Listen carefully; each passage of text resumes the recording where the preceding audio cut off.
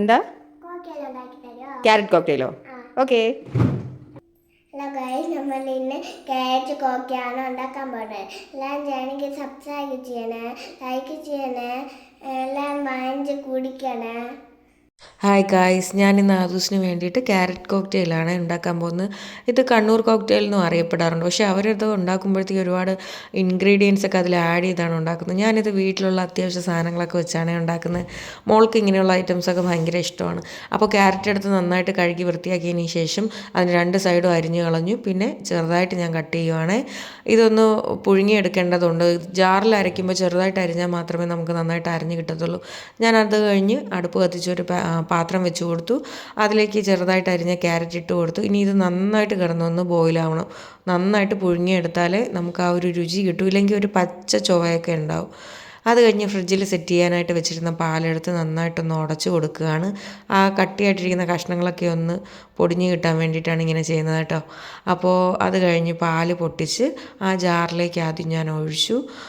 നന്നായിട്ട് പൊടിഞ്ഞിട്ടുണ്ടായിരുന്നു. അത് കഴിഞ്ഞ് പഞ്ചസാര ആവശ്യത്തിന് ഇട്ട് കൊടുത്തു. അത് ഓരോരുത്തരുടെ ആവശ്യം അനുസരിച്ച് കൂടുതലാണെങ്കിലും കുറവാണെങ്കിലും ഓരോരുത്തരുടെ ഇഷ്ടം പോലെ. ശേഷം ഞാൻ കുറച്ച് പീനട്ട് ബട്ടർ ഇട്ടു. അപ്പോൾ പീനട്ട് ബട്ടർ കൊച്ചിന് കൊടുക്കുന്നതുകൊണ്ടാണ് ഞാൻ അതൊക്കെ ഇട്ടത്. അപ്പോൾ ഒത്തിരി ഹെൽത്തി ആയിട്ടുള്ള ഷേക്കല്ലേ നമ്മൾ ഉണ്ടാക്കുന്നത്. ശേഷം ഡേറ്റ്സ് ഇട്ട് കൊടുത്തു. ഡേറ്റ്സ് ഭയങ്കര ഇഷ്ടമാണ് മോൾക്ക്. അപ്പോൾ ഞാൻ ഡേറ്റ്സും കൂടെ ഇട്ട് കൊടുത്തു. അതിനുശേഷം നമ്മൾ ഈ പുഴുങ്ങി വെച്ചേക്കുന്ന ക്യാരറ്റ് ഉണ്ടല്ലോ, അതുകൂടി നമുക്കിതിലിട്ട് കൊടുക്കാം. ക്യാരറ്റ് നന്നായിട്ട് വെന്ത് വന്നിട്ടുണ്ടേ. അപ്പോൾ ഇതുകൂടി വെച്ച് ജാറൊന്ന് അടച്ച് നമുക്ക് മിക്സിയിൽ വെച്ച് നന്നായിട്ട് അരച്ചെടുക്കണം. നല്ല മഷി പോലെ അരയണം, അല്ലെങ്കിൽ ക്യാരറ്റിൻ്റെ പീസൊക്കെ അതുപോലെ തന്നെ ഉണ്ടാവും. അപ്പോൾ നന്നായിട്ട് അത് അരയ്ക്കുകയാണ് ഞാൻ.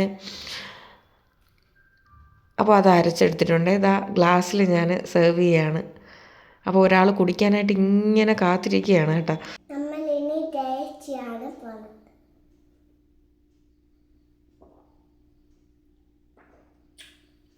കൊള്ളാം. ഇഷ്ടപ്പെട്ടു. Tata, bye bye. Channel subscribe കൂടെ ചെയ്തോളെ, ലൈക്ക് ചെയ്യണമെങ്കിൽ ലൈക്കും കൂടെ ചെയ്തോളെ. Bye bye.